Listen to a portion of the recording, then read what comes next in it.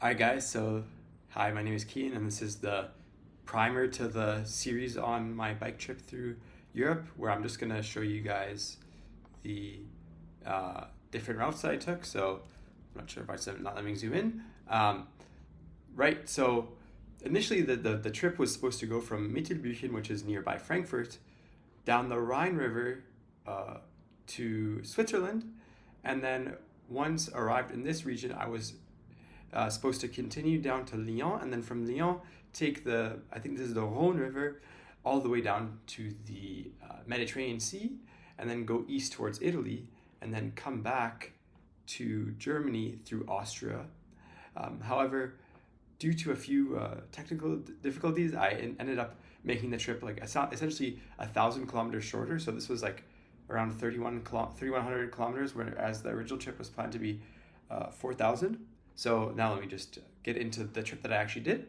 So starting from Mittelbüchen, I followed the Main River to Mainz, and then I followed the Rhine River all the way down to essentially where it starts in Switzerland.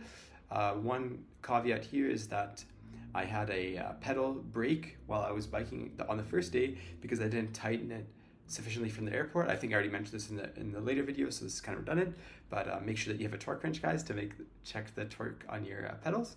And then, coming through here, Switzerland, I went through Lake Constance, which was extremely beautiful. And then you follow the Rhine River through Liechtenstein, which I went to, which was an interesting country, the Principality of Liechtenstein. And then not soon, but essentially this part is in Switzerland, right? Where the Rhine River is actually the northern border of Switzerland for much of it. I also visited the biggest waterfalls in Europe, which are called the Rheinfall, somewhere around here, around number 3. So let's see. Up to now, it was Karlsruhe, Heidelsholm, Lötschtin, which is technically in Germany, but on the Swiss border. And then, continuing on, we went through the German-speaking. Also here is the Romansh-speaking part of Switzerland. And then finally, the French part speaking of Switzerland, all the way to Geneva, on the south coast of Lake Geneva. And then I slept, actually not in Geneva, it was somewhere that was nearby.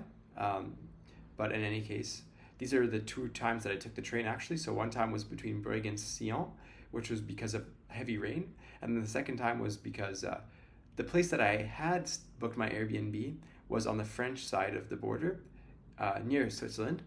And it was quite far away and it was already becoming evening, so I took the train there. Anyways. Now here we just followed the Rhone River to Lyon, and then from here is where the trajectory once again differed. Instead of going down, I went up to Paris. So through here, I went on the Saône initially, and then this is actually called the Blue Way is the name of this path, which is really beautiful. I recommend it. And then here through like the Loire, Nevers, which is one of the cities that I passed through that I stayed on the 9th night, and then in Paris. On the 10th day, I slept over at my aunt's place for one night and stayed in Paris and followed the Seine coming into Paris. And then I visited a good friend of mine in Drocourt, which is still in France, crossed through Belgium into Bruges, which was very beautiful. This was the first time I was in Bruges, but apparently when I was I must have been 7 or 8, I had visited there with my family. So kind of funny that I didn't know I was there before, but I was. And this is the longest day of the trip. I'm not sure if you guys can notice, but I think the shortest day of the trip was this day from 6 to 7. 6, 7. Anyways, this was, I forget exactly why this day was quite short, but I think I just started late. In any case, this day was 337 kilometers to Cologne, which was kind of dangerous because I arrived at 11 p.m. Anyway, and then the last day was pretty nice along the Rhine River again. This time closer to the Netherlands, since I actually did pass the Netherlands here in Maastricht, and then ended it back in Mittelbüchen. So that's all, just for a quick little introduction to my trip. I made this with ChatGPT, so this is a kind of nice way to show the trip in one shot. And before this video ends, I'm just going to show a picture of me after the trip, where I show you the tan I got. And right now, the blisters I have on my hand are much less prominent, but before they were slightly more.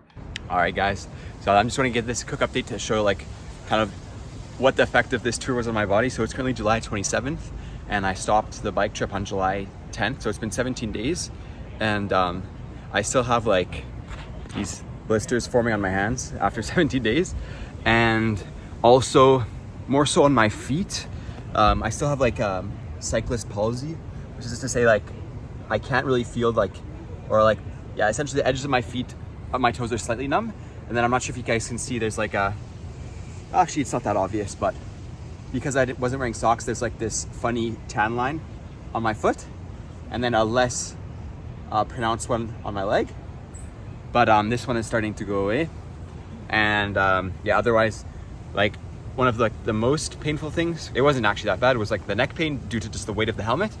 But that's something that completely went away as soon as I stopped wearing a helmet. So of course I wear a helmet when I'm biking, but after the bike trip was done, I stopped wearing the helmet for like 10 to 12 hours a day. So that's something that you don't really think, but helmets, the weight on your neck does add up after many, many hours.